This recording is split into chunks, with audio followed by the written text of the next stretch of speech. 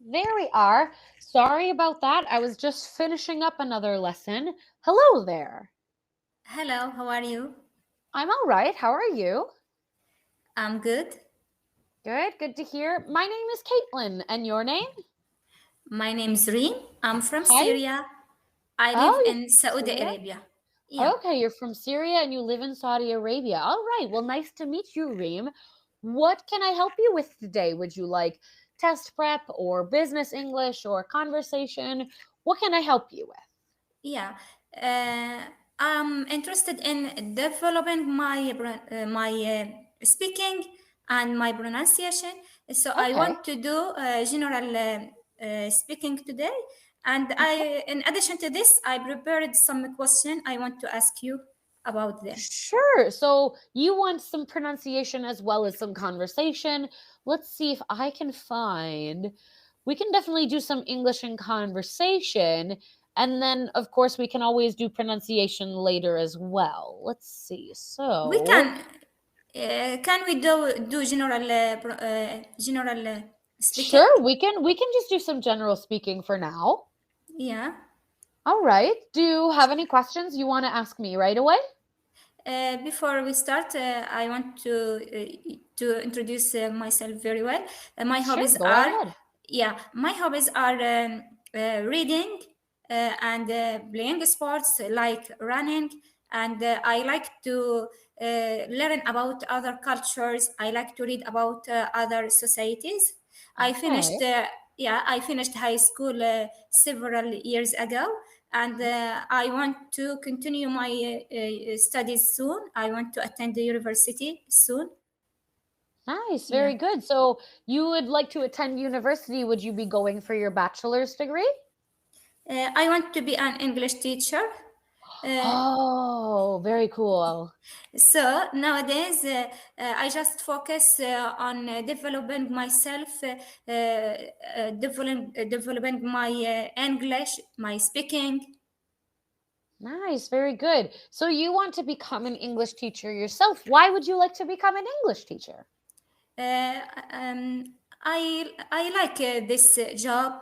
I think it's very good for women in general, Hmm. and it's flexible work.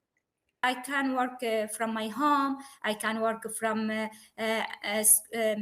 school, and in addition to this, it gives me a chance to deal with people from different societies, from different Mm. cultures. Yeah, that's a great way to learn about other people, especially. I have been working as an English teacher. Let's see, for this will be finishing up my 8th year of working as an English teacher. So I was just curious to learn about why it is that you wanted to be an English teacher. Those are great reasons. Yeah. So to avoid repetition, Sure. I want to ask you to help me to know some definitions of some idioms. Actually, Sure. I sent you a message before the class. You can Yes, see. I apologize. I had a full hour class when you sent that, so I wasn't able to get back to that. I only noticed that you sent it and I was like, I think I have her later, but then I realized as you were calling, oh no, I have her right after this lesson. So let me just take a look and bring that list Okay, up. I will start by the first one.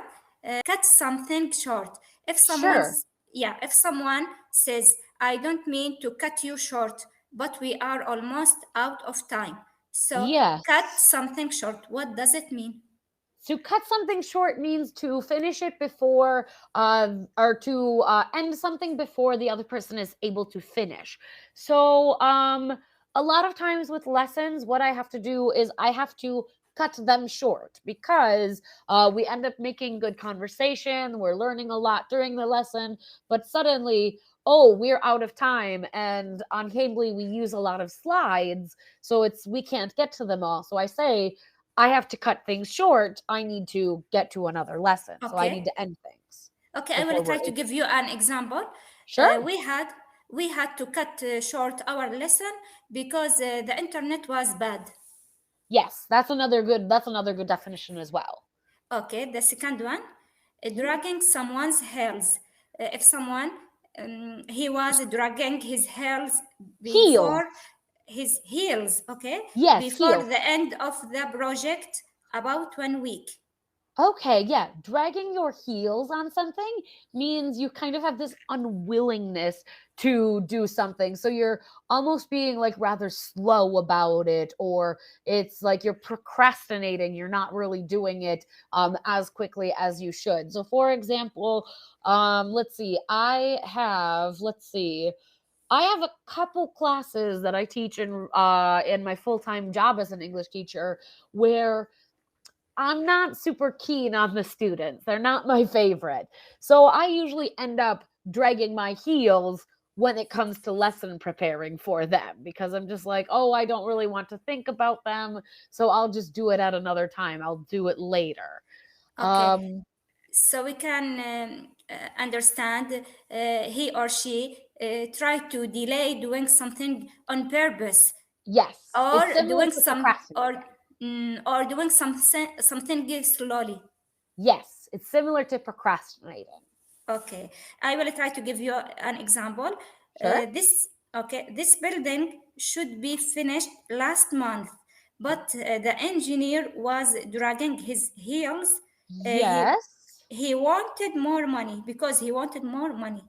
Yes, I would just change that beginning grammar part to should have been finished last month. Rather than should be finished, put it in present perfect, should have been finished. Okay, the third one, Mhm. make up for lost time. Okay, when you make up for lost time, it means that you are maybe meeting with someone and you're basically rekindling a friendship or a romance or any sort of relationship. And so you realize all of that time before you were unable to use with them. So now you're putting more effort in to make up for that lost time. Okay, so maybe if I work something and I noticed that I waste a lot of time, Mhm. I will try to do this thing quickly to finish Yes, on time. to For finish on time. Yes. for example, I will make up for lost time. I got stuck in the traffic.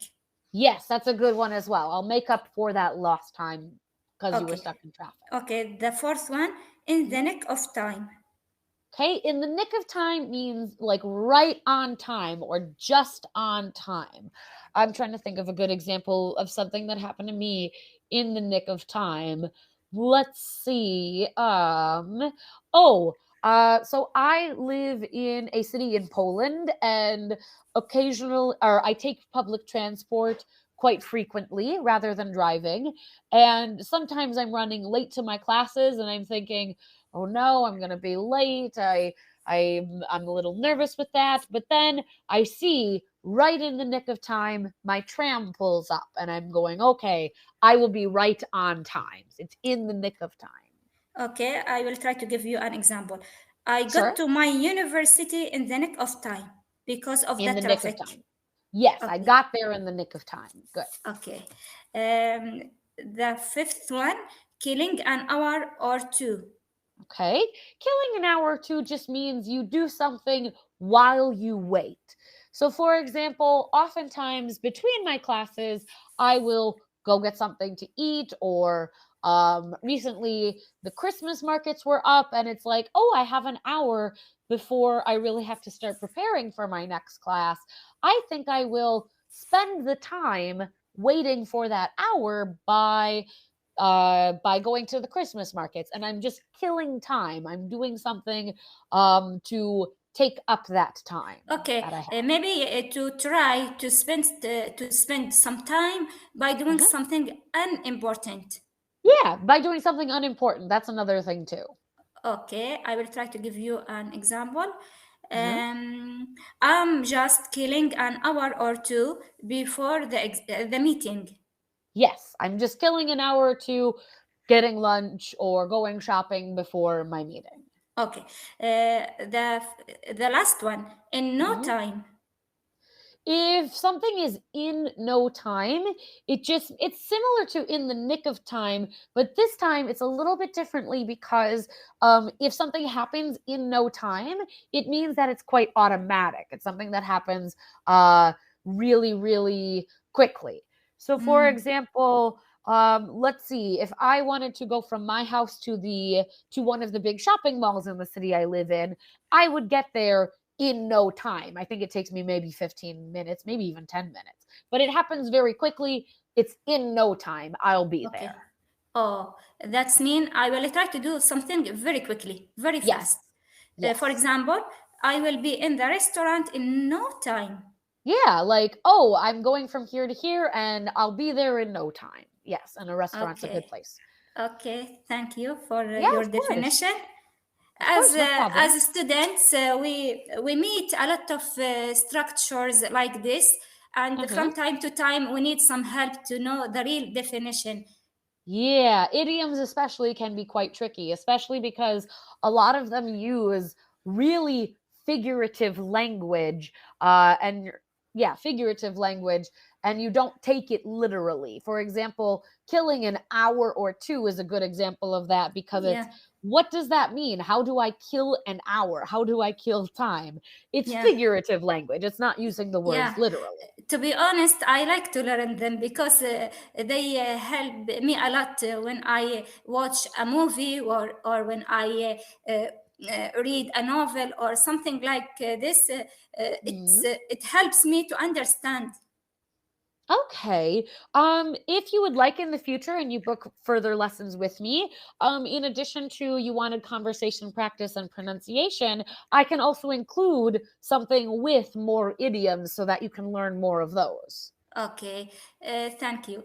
Before Yeah, we of end course. this session, actually, I have a YouTube channel. Do you mind if I post our session on my YouTube? I mean, sure, if you'd like to, go right ahead. Okay, thank you. And in the future, maybe we will start doing some lessons together, or to put a plan to continue together. Yes, of course. If you'd like to, there are, of course, other teachers that are specialized in other different things, but my schedule is always open as well. And I encourage you to book a lesson there if you enjoyed this one. Yeah, exactly. I enjoy by this lesson. It's Okay, well, amazing. great. I'm glad that you enjoyed yourself.